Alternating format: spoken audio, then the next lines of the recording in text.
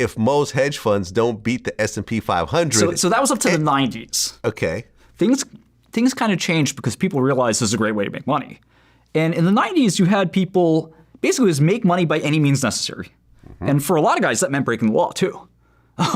With insider trading, with stuff that kind of was insider trading, was not really sure, who knows, maybe it's kind of sort of against the law, maybe not. And eventually the laws became clearer and hedge funds became a very grown-up business. They became just like mutual funds, basically. Yeah. There are some hedge funds that are still pretty special, but most of them are like just a different flavor of the same thing as mutual funds. Having said that, you can't just buy into a hedge fund. Right. You have to have a certain amount of money and be a sophisticated investor. Like you have to have, what, like $250,000 in assets or something? Yeah, and they don't even talk to average people anymore. It's only institutions, the big endowments like Harvard or big banks or whatever. Like they're raising money 50 mil, 100 mil at a time. So the average person isn't investing in a hedge fund anymore. Well, right, because the hedge fund, don't the managers take a big cut out of the winnings? But if they lose money, then that's on you. It's gotten to the point where like the hedge funds basically just make money no matter what.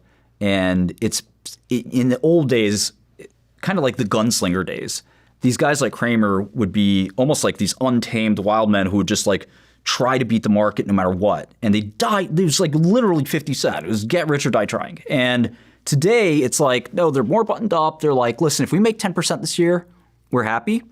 And because we get 2% of the top, exactly, 20% of the bottom. Yeah. But Cramer would be like 10%. Are you fucking crazy? I'm trying to make 150% this year, you know? And I'm going to do whatever the fuck it takes to do that. And he would throw stuff at me and scream. And not just me. I was a little guy, you know? But there were 10, 15 of us, small firm. But I worked at a very big hedge fund shortly thereafter. But it was a great experience, and all the people are great. And you know, he's a fantastically bright guy. He's a little older now, obviously, but the hedge fund industry used to be that very elite, anointed industry. It's a little different now. A lot of the smartest people went from classic hedge funds. Now they do something called quantitative hedge funds and high-frequency trading, where computers do all the trading. Mm-hmm. And those funds are still sort of elite. And then you have a lot of the smart people are just now in tech. If you're a really brilliant startup guy right now, you're probably doing AI, 80%, 50% software AI, maybe hardware, and then maybe some quant hedge funds. But nobody's growing up today and saying, I want to be a stock picker. Do you know about Medallion Fund? Sure, of course. From Renaissance Technologies? I studied it my whole life, yeah. That's supposed to be the greatest money-making machine in the history of the world. I would agree. It is a closed fund by a group of PhD scientists in Long Island, and only people that work there can invest in it, and a few other hand-picked people. And I remember reading an interview or watching an interview with one of the founders that basically said they don't touch it at all. They let the machine buy and sell all the stocks, and their profits are absolutely insane every year. Yeah, consistently for like 20 years. It's almost illegal. It's almost illegal. Right. And there's an old joke on Wall Street that, do you know what's an illegal way to trade? And someone say, no, what? So whatever way made the most money, they're going to make that illegal. And so that's kind of like the mindset of a regulator or the financial police. But Renaissance is an amazing firm. I studied it my whole life. I almost rented Jim Simons, who just passed away.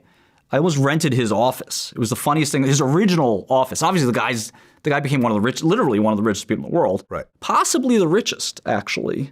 Because remember, the Forbes list, those guys, they see public wealth. They say, okay, well, Bill Gates owns 15% of Microsoft, so multiply this by this, and we get that. Simons didn't have that, right? Simons had this greatest money-making machine ever. And if he took it, packaged it, and said, you know what, I want to sell this to Berkshire or Goldman Sachs or something like that, it would probably have gone for like 100, 200 billion. Yeah. So combine that with all the money he's made. And remember, he took the money out of Renaissance, right? And he had a firm called Euclidean, which is a lot less known. Huh. And Euclidean, Euclid, he was a mathematician, so Euclid was one of the first mathematicians. So Euclidean, and it still exists, just manages the money that he's taken out of Medallion. Yeah. And Euclidean also has had great returns. So the guy's probably had, arguably, again, on paper, kind of like $300 or $400 billion. So twice Elon Musk. Yeah, my goal is to one day be able to put some money in Medallion Fund, but I don't think it's ever going to happen. Doesn't look likely. It's not. It's very unlikely. But the fact that they've created a machine that has basically surpassed every human being that's ever picked stocks. tells you something about computers and artificial intelligence too, which is, again, my field now. But I'd studied quantitative investing my whole life. I don't like it to do it personally. I've done it. One of the problems with quantitative investing is it's very dry. The cool thing about investing in, like I did biotech and biopharma, like your subject Vivek, what's amazing about that is, like, I remember Vivek was hot on these Hep C stocks. Hepatitis C was a disease that was very hard to treat. And Vivek was like one of the first guys, I didn't believe it, but he was one of the first guys at the time who believed that pills could cure hepatitis C. And he was right. You know, all the rest of us on Wall Street were like, maybe, maybe not, who knows? But he dived in. And the point is the stories, the meetings, the people, the drug, the disease, it's rich with fascinating stuff. The problem with quantitative finance is you're literally programming a way to hack the stock market, right? Yeah. It's like just mind-blowingly dry. And of course, the profits are amazing if you can get them. Yeah. But you have to make this mousetrap, and then somebody else figures out the mousetrap. Your mousetrap doesn't work anymore. Okay, now I have to make a new mousetrap. And then some mousetraps, there's a firm here in town called D.E. Shaw.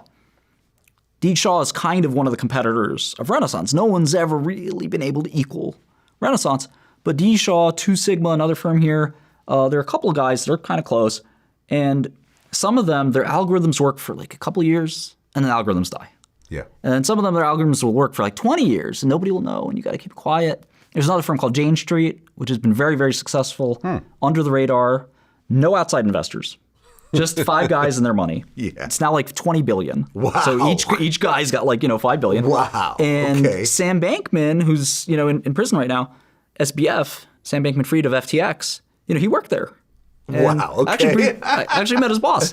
And so he learned to trade there, and he decided to go start his own crypto thing. Yeah. And it didn't go well. Didn't work out, yeah. It did not.